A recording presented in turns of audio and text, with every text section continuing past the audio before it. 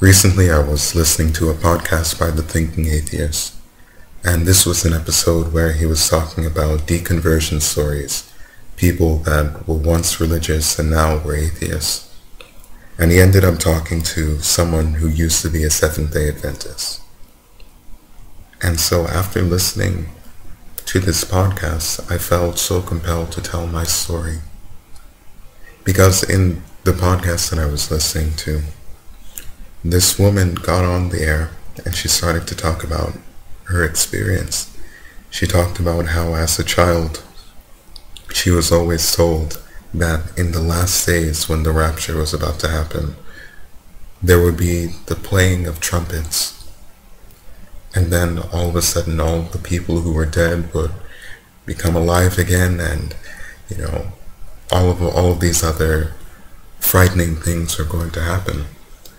And since she lived close to a train station, whenever she'd hear the trains going past and the sirens that would be blasted as the trains went past, she would always fear for her life, thinking, "Oh no, I got left behind."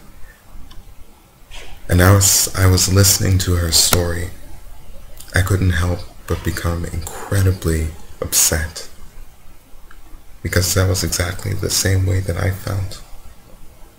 I was afraid. I was so afraid. And even though I don't hold this belief anymore, honestly, it's still the biggest fear that I have. I'm afraid that one day I'm going to die, and I'm going to find out that there's something after this life. And that even though all of my senses, everything around me, led me to believe that I was correct for not believing, I'm still going to get the shaft. And that's a very scary thing. But I guess as time goes on, I come more and more to terms with it.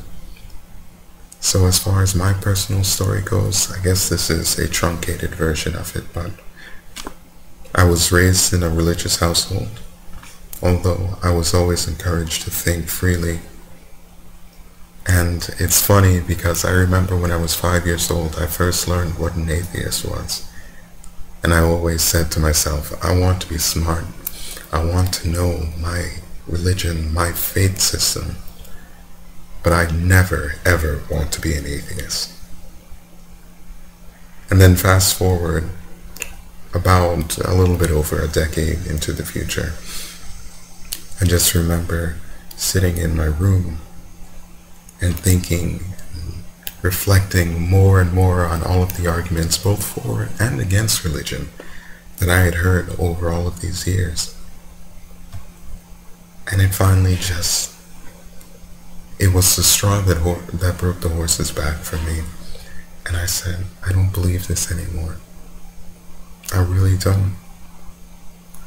And after that time, it took a while for me to actually get up the strength to say what I actually was, to use that dreaded A word. And it was such a profound event for me that I actually remember sitting in my room once again about 2 months later, sitting there and just trying to force the words to slide past my lips and speak them into existence. And I just remember finally getting it, and I said, I am I whispered it a little bit. I said, an atheist. And then I said it again louder. I said, I'm an atheist.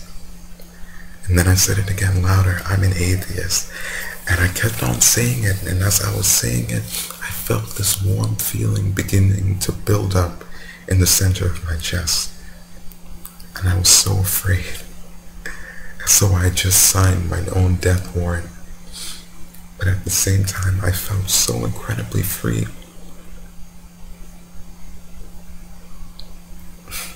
I felt tears begin to well up, even though I didn't cry, at least not yet.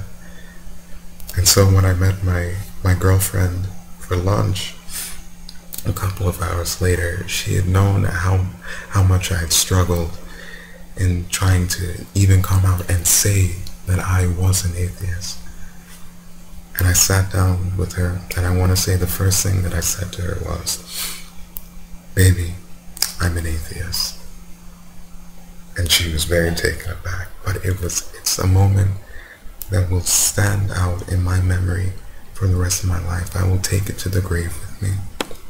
It meant so much.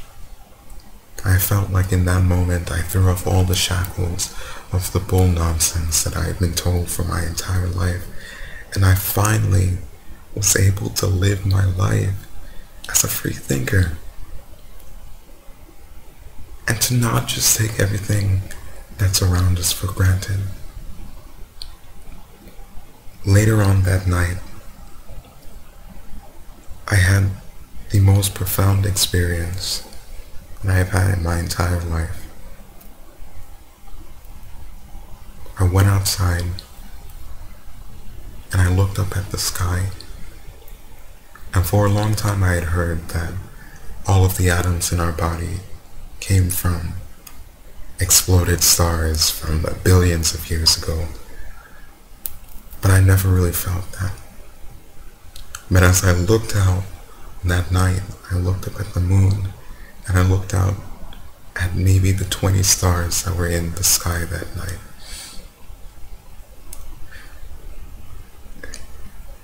I looked back down at my hands, and I looked back up at the sky, and then I looked over at the trees and at the cement on the pavement, at the buildings that surrounded me, the animals that were scurrying past.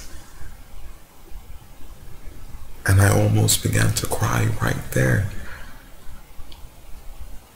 I felt like I'd been cheated my entire life. The fact that this world is such a beautiful place. This world is such an amazing place. And if I had to pick one evil of religion that I cannot stand more than anything else, it wouldn't even be the fact that it encourages people to give up their lives for a lie. It's the fact that it encourages people to look around at this world and think that it's just ordinary, to take it for granted. And even if you believe it was all created by God, you don't see just how amazing it is, because it forces you to think there is always something better coming along. There's always something else to reach for, instead of being grounded in this one life that all of us have and trying to make it the best life that you can possibly have. And on that night, I felt closer to what people call God than I had felt in my entire life. And I felt so incredibly free. I felt like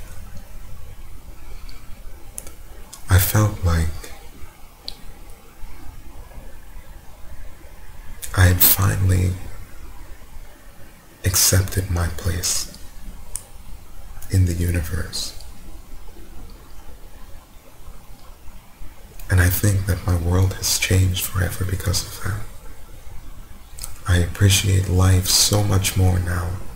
I appreciate the splendor of science and human ingenuity so much more because of that. And I never could have said that when I was a Christian. I worshipped ignorance when I was a Christian. And now, all I have is truth, and that's good enough for me.